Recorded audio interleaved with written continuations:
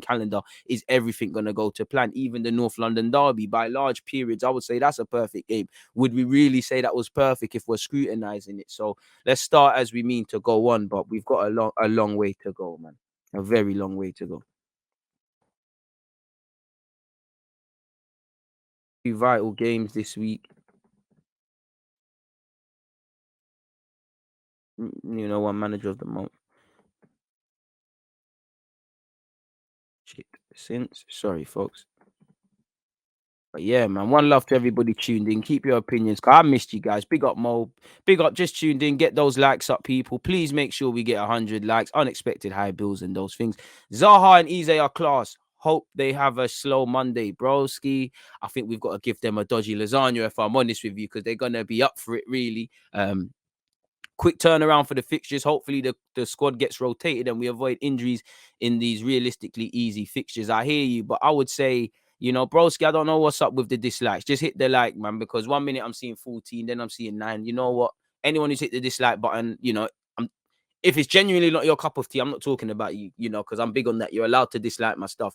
If you're on a hating thing, suck your mum once again. Simple as that. Moving away from all of that. Yeah, man. And for me, again, as much as I agree with you with the rotation thing, who are we rotating though? Because our midfield, obviously, it's lovely to see Smith Rowe, Partey, Saka, Aubameyang, all of them have gone off to their countries and scored and done well. But it's like, we've got to remember that's extra sort of mileage in their legs. Obviously, they've got to travel back, and you know how it is with footballers on the planes. It gets a bit mad. There's all of these sort of things at play, and whatnot. Now, we ain't got Europe and things, so hopefully people are managed right. Like, I know Southgate, big up to Saka for scoring for England. Southgate said there's going to be rotation. I'd imagine Saka's one of them, but we've got that. And it's the thing is that who do we rotate though? Because Xhaka's got the injury. I don't know what sort of condition these guys are going to return from international duty. You know, I'd argue, is there a need to rotate, really? Again, we'll get into the preview next week, obviously, but I'm starting to think, what do you go with a back three? Do you go with a four? What is it, Partey and Lokonga? Do you return to Partey and Odegaard, put Smith Rowe back in the 10? I think the Brighton game showed for me, Odegaard and Smith Rowe, or better yet, these 4 games have showed for me, Odegaard and Smith Rowe are vital. They're needed. They give you the pressing. I see why Arteta will always shoehorn one of them in off the flanks or get them in the team. But same way, there's times you don't need them. And I think in the Brighton game, it showed Smith Rowe was the better player. I think it showed that sometimes it just needs to be one of them and have a direct threat. Don't get it twisted. Smith Rowe worked, off the flanks. He tucked in. The game plan kind of worked for what I saw them trying to do. But I just feel, could we have done better with more direct threats out there and pinned their fullbacks back? Because we got to remember, they came with a back three. Naturally, your fullbacks have to go forward. If you've got a 1v1 demon or people that are more out and out threats, you're going to think twice, maybe even 3 times about going forward. Everyone that understands football knows he's going. Yeah, Raz. Yeah, if I didn't make it clear, Smith Rowe also scored. Smith Rowe, Pepe, Aubameyang, Thomas Partey, Bukayo Saka, all bagged for their nations, and whatnot, people. So yeah, man, it's a big week next week for Arteta, man.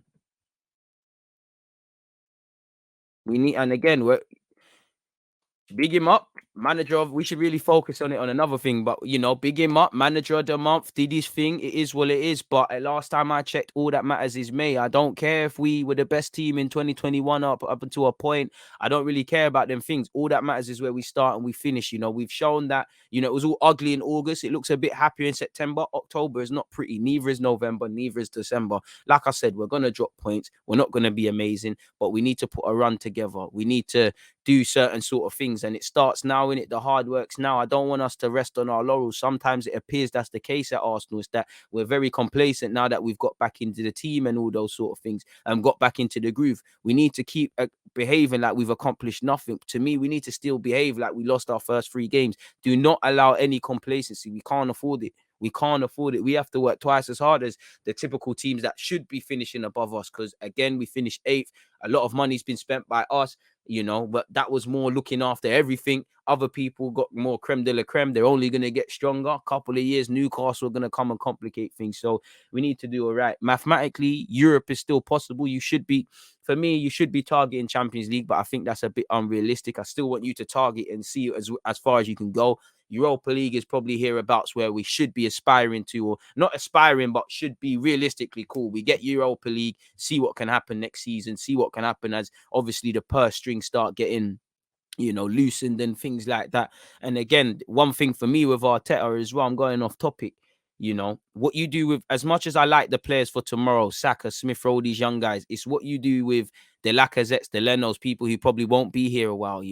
Um, it's what you do with them. It's what you do with Aubameyang. It's what you do with the players that are for the present that sets us up for the future. That was why last season I was more annoyed with the, pardon my language, the pissing about with William, because he's not really helping us for now. If he was doing a thing now and he's setting us up and helping us get Europe and things, I could say, all right, cool. You, man, have to take a back seat. And that's the thing. When I look at these players, apart from really Xhaka, how he uses them, I don't really know how he's using these players right now. We've got to justify them. So, yeah, man, let's see what can happen. And obviously, you lot already know, come January, we need to do some business in the market. I would prefer to buy people properly, if that makes sense, outright. But we might have to explore some loans and things because everyone's gonna know we're desperate. I hope that we tried to bring in centre mids in the summer and something never happened, and we said, all right, we'll revisit the situation, because I don't want to be that guy. But if it can happen, it will.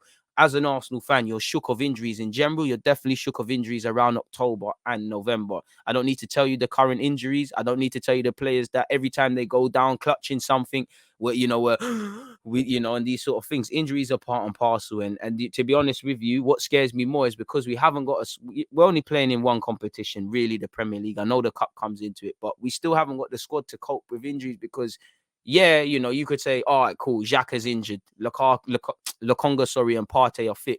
But obviously, you're going to have to use them more. So they're obviously subjective to more wear and tear. Now, I do think people make a lot of rest and all of these things are big song and dance. Everyone's different, but it's just something to consider personally.